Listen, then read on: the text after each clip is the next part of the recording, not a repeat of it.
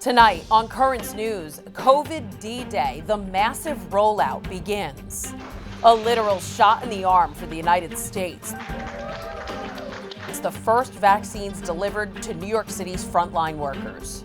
A day we have been waiting and praying for, and it's not just a vaccine, it's a shot of hope. An act of charity, that's what U.S. bishops say receiving the shot is. But will you get one, and when? The timeline tonight. Then cathedral chaos. A gunman fires shots on the streets of New York, people running for cover. The police commissioner says it was only by the grace of God no one was hurt. But tonight, there are big questions as to why and how. I'm Jessica EASTHOPE with the suspect's criminal record next. And set to certify, states across the country making Joe Biden's victory official. But will the president give up his fight? The news starts right now.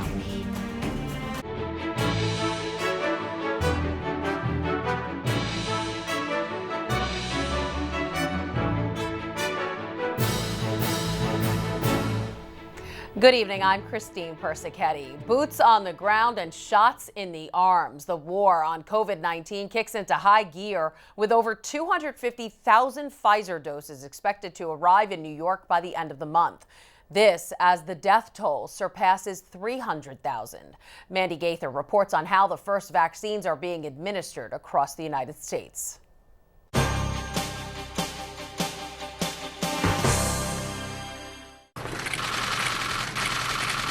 It's a remarkable moment, months in the making. A New York ICU nurse. I feel great. And doctor. Ready? Yes. Okay, let's do this. Among the first to receive the first U.S. COVID vaccine today at Long Island Jewish Medical Center. The New York Regional Hospital System, Northwell Health, has seen more than 100,000 COVID-19 patients. This is what's going to save us. This is what's going to save the lives. We cannot continue to have 3,000 people die a day. This has to stop. And the only way to stop this is through the vaccination. Let's do this. The first batch of the vaccine was shipped out from a Pfizer plant in Michigan Sunday, headed for more than 600 sites across all 50 states. 3, 2, 1, vaccinate! A major turning point in the coronavirus pandemic. As the vaccine deliveries continue, preparations for more vaccinations are underway. On Monday, a week from today, over 1,100 long-term health care facilities and nursing homes will also begin vaccination. Those who get the vaccination will receive a second dose in 3 weeks. We will conquer this virus. I'm Mandy Gaither reporting. Mayor Bill de Blasio called the arrival of the vaccine in the Big Apple a light at the end of the tunnel.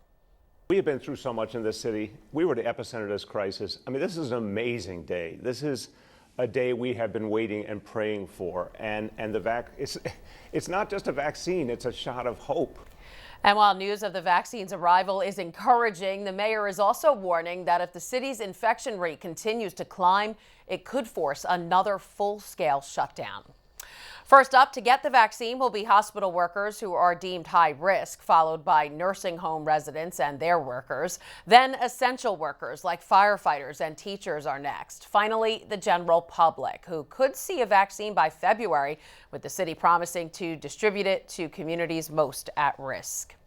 U.S. bishops are giving Catholics the go-ahead to take both the Pfizer and Moderna vaccine, despite its remote connection to what they view as morally compromised cell lines. They released a statement that says receiving one of the COVID-19 vaccines ought to be understood as an act of charity toward the other members of our community. In this way, being vaccinated safely against COVID-19 should be considered an act of love of our neighbor and part of our moral responsibility for the common good. So what are the morally compromised cell lines those bishops are talking about? Well, according to Bishop Joseph Strickland of Tyler, Texas, they're the cells from aborted fetuses. John Brahaney with the National Catholic Bioethics Center spoke to Currents News about this concern and if both the Moderna and Pfizer vaccines are actually ethically produced. The Moderna vaccine and a Pfizer vaccine, which are closest to implementation, are not produced using the cell lines he references. Now, they did come in at a certain point in the process, sort of at a final stage of development in testing, but they are not produced using those cell lines like many other vaccines are. The vaccines being developed by AstraZeneca and Janssen are reportedly produced using abortion-derived cell lines. And still ahead in this newscast, another word of warning, but this time from a credit specialist, Paul Oster. Beware of scammers who are using the pandemic as a way to steal your information, who they are targeting, and how to protect yourself. That's still ahead. New information tonight following a chaotic scene at a historic Manhattan cathedral. A gunman opening fire, forcing those who gathered for a Christmas concert to run for cover. Currents News' Jessica Easthope has the latest on the shooter's identity and the motive. Police now know the cathedral shooter's name is Luis Vasquez, and he has a long rap sheet. Before coming here to the steps of this New York City landmark, Vasquez was once arrested for attempted murder. But this was his last chaotic stunt. Just as a Christmas concert was finishing at St. John the Divine in Morningside Heights, Luis Vasquez had people ducking for cover on Amsterdam Avenue. He screamed for police to shoot him before they actually did. It wasn't his first run-in with the law. He has a criminal record that includes both attempted murder and drug charges. You see 3 officers acting heroic, sergeant, detective, and police officer, engaging an armed perpetrator, putting themselves in harm's way to pull people that are literally hiding behind these poles behind me, caught in the crossfire. The guns weren't all Vasquez had. He also brought a bag with him, filled with gasoline, rope, and several knives. And when the shots rang out, we all just got behind the car. So Stephen Wilson was here to see the concert with his family when they ran and hid behind his sister-in-law's car. But once we saw the gunman, obviously we knew it was gunfire, and it was really an incredible experience. It just it felt like everything went in slow motion. Early Monday evening, that car is still sitting on Amsterdam Avenue in front of the church. The street blocked off by NYPD, who placed down new evidence markers on the steps of the cathedral. Father Patrick Malloy was on the other side of the church when shots were fired. His first instinct was to protect others. A sense of responsibility took over, and I realized I simply had to take care of the people who were gathered around me, and I took them into that building and locked us in. They got him. Witnesses say one of the most shocking parts of the day was how the police reacted. To see it right up front really makes you appreciate that the police officers were putting their lives on the line. Though the shooter's motive was unclear, police are still following leads and investigating what could have led Luis Vasquez to do this. The cathedral will remain closed until police have cleared the scene. In Manhattan, Jessica Easthope, Currents News. Joining us now on the phone to talk more about this incident is NYPD chaplain Monsignor David Cassato, pastor at St. Athanasius and St. Dominic's in Bensonhurst. And Monsignor, let's get right to it. What is the NYPD doing to keep our churches safe, and are they stepping up their efforts during this holiday season? Well, Chris, every year at this time of the year, there's usually special meetings between the police in the borough and the local pastors to give the schedules of the masses for Christmas Eve, Christmas Day, and all through the season. So the police officers do make a special note, and they do send cars around, house of worship cars that are in front of the churches all during this time. They always did that, but I think this year, because of all these issues going on in Manhattan and throughout the world, I'm sure the police will be out in stronger presence to all the churches during this holy season. It's critically important that the cops are present to help deter any of these situations. You noticed yesterday they responded immediately to the situation in St. John the Divine. Absolutely. You know, it's been hard enough getting people to come back to church during the pandemic and with capacity restrictions. Now, after this incident, what do you say to parishioners to get them back to Mass, especially now during the Christmas season? I mean, the simplest thing to say is faith over fear. It's terrible. I mean, fear is a very strong force in people's lives, but they know that they have their faith, and people are returning slowly are returning. This past Sunday, we had 900 people at church. I mean, we're not totally up to the 2,000, but we're slowly moving up. And little by little, people are coming back. Faith is key. Faith is essential. And we got to work over that fear. I mean, people have fears. It's very reasonable. But we got to move and keep pushing. And people are returning. People are coming back. All right, that's good to hear. NYPD Chaplain Monsignor David Cassato, thanks for joining us. I know you're very busy these days. God bless you and be safe. Today marks the next official step in the Electoral College process. By law, 538 electors from all 50 states and the nation's capital must cast their ballots for president and vice president. The outcome will formalize the results of the 2020 presidential election, where it is expected that Joe Biden will receive enough electoral votes to exceed the 270 needed to cement a victory. This as the Supreme Court in Wisconsin rejected another attempt by President Trump to invalidate 200,000 votes in the state. The Archdiocese of Washington is suing the District of Columbia over COVID-19 restrictions. The lawsuit argues that the district has imposed arbitrary restrictions on houses of worship, even though no known coronavirus outbreaks have been linked to church services.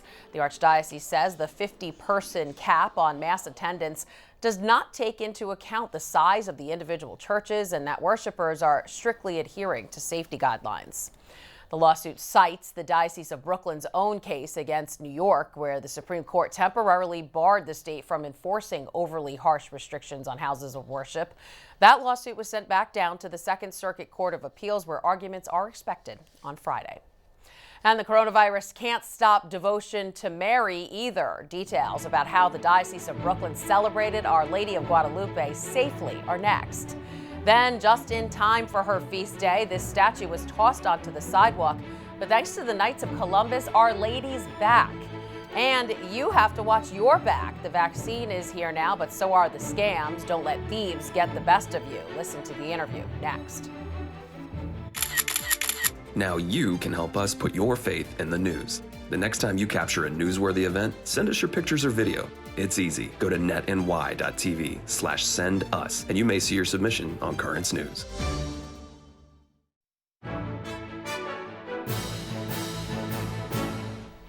It's one of the Diocese of Brooklyn's biggest and most festive celebrations, complete with torches and mariachis. This year, the Feast of Our Lady of Guadalupe was scaled back, but the faith inside St. Joseph's Co-Cathedral was standing room only, as Mexican Americans came together to remember the man who made Brooklyn's celebrations something that could rival home. Currents News' Jessica Easthope has the story from Prospect Heights. No matter how much music and dancing filled the Co-Cathedral of St. Joseph, the feast day of Our Lady of Guadalupe felt empty without Father Jorge Ortiz Garay.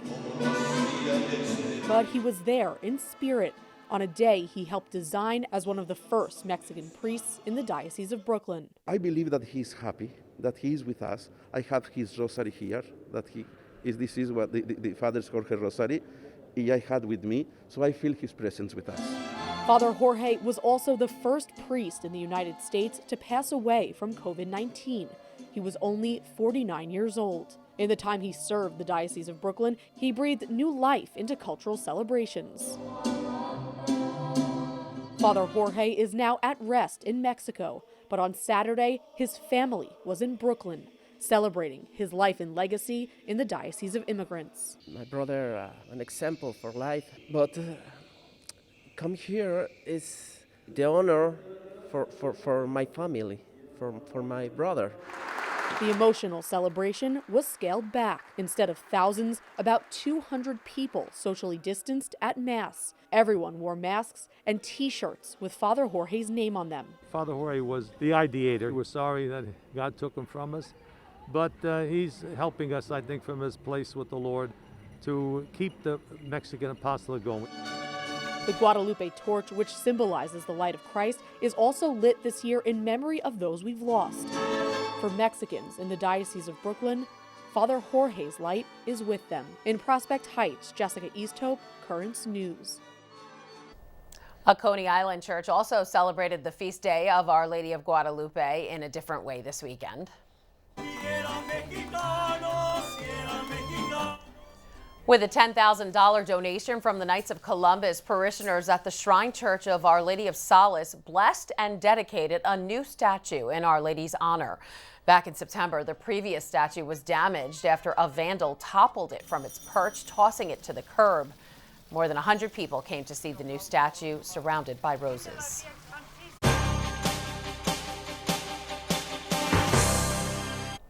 Getting back now as to our top story, as the COVID-19 vaccine rolls out for the first time in our area today, it seems like coronavirus scams are spreading just as fast as the virus itself. To help us avoid these scammers, I spoke with credit repair and credit management specialist Paul Oster. He explained how these scammers operate and who they're targeting. So between the pandemic, the stimulus checks, people are hurting financially. Boy, if you get a text that says, hey, we're trying to send you the $1,200, we just need you to confirm some information, you know, people are going to do that, unfortunately. So they're targeting anybody who's online, anybody who has a mobile device, anybody who is connected to the internet. Okay, and you know, I actually received an email myself, and it says it's from a doctor, and it's about the virus itself. And you know, how can you tell if an email or a text is legitimate? So you do not respond to the email or text that you get. You initiate a completely separate search, look for a phone number, go to a different website, because if you continue down the trail that they've started for you, let's say you get the email and you're suspicious, you don't want to call the phone number that's in that email, and you don't want to click on any of the links that are in that email. Simply X out of it and initiate a completely separate search to get the answers that you're looking for. Okay, do you have any tips for people at home to protect their personal information? So it's really about early detection. So now is the time to do a deep dive scan on all your devices. And the ones that we've neglected the most are the ones that we're on the most, this right here, right? So our mobile devices, unfortunately, do not come with the same robust firewalls and antivirus softwares that at least our laptops and our PCs do. So take some time right now to make sure you upgrade the softwares in your mobile devices. And the other thing is this, we can start backtracking and say, the IRS will never call you, email you, or text you. The only way the IRS does business, unfortunately, is through the United States Postal Service. So if you get a phone call or a text or an email from the IRS, it's not the IRS, right? So take some time and also download a VPN. Most people do not understand a virtual private network is going to help stop a lot of these cyber criminals. Because if you're sitting in a password protected Wi-Fi, right? Everyone loves, oh, you go to the restaurant or the hotel, free Wi-Fi. But you have to put in a password so people think it's secure. If you're not using a VPN, you are literally giving the hackers or the owner of that Wi-Fi all of the information. Whatever you type in, if you go into your bank accounts, you do online shopping, if they are not, you know, such nice people, they're going to steal your stuff. Wow, it's scary stuff. So what should you do if you think you have been scammed? So if you have been scammed, again, do the deep dive scans on all your devices, change all of your PINs and passwords. You shouldn't be using passwords anymore. You need to be using passphrases at this point in time. And look, I know it's a pain, right? I know it's time consuming, but use a password manager. There are free ones that are out there, because if you don't do that, what happens is something like, innocuous as an email, they get your email, then they get your phone number, then they start putting the pieces to the puzzle together. And all of a sudden, if you use the same password for all your accounts, it literally takes them seconds to gain access to all of your accounts. And the other thing that I suggest is put a security freeze on your credit reports. Locking down your credit reports is going to eliminate about 90% of identity theft. If they can't open up a new account under your social security number, it's going to help mitigate the damage that has been done. All right, I'm going to remember that the next time I get that popped up on my computer screen. Paul Oster, credit repair expert, thanks so much for being here. Oh, thanks for having me on, Christine. Still to come on Currents News, bright lights at the Vatican, but the glow isn't what makes this tree so special. It's handcrafted ornaments made by people you may least expect. And healthcare workers. They may not be on the cover of Time magazine, but they'll be on the face of this cathedral in an Italian city and part of the Nativity. We'll tell you how.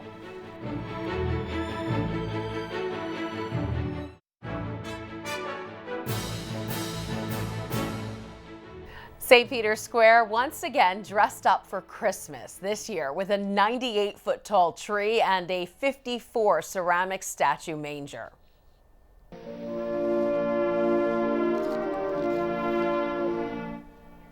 A gift from Slovenia, the spruce tree is adorned with wooden ornaments handcrafted by the homeless. Pope Francis calling the display a sign of hope in a year marked by the pandemic. A Christmas display in Assisi is putting a spotlight on healthcare workers this holiday season. Claudia Torres has more on the beautiful nativity and fascinating light show that will accompany it. St. Francis of Assisi began the tradition of setting up the nativity scene, and this year, the town where he grew up will celebrate a very special Christmas. Assisi will put the joy of the Franciscan spirit on display with video projections on the facades of the Superior Basilica of St. Francis and the Cathedral of St. Rufino. It will be a spectacular light show in the town's streets. We want to show in front of the Basilica the presence into which we can enter, in which each one of us can feel like a part of the event of the birth of the Lord.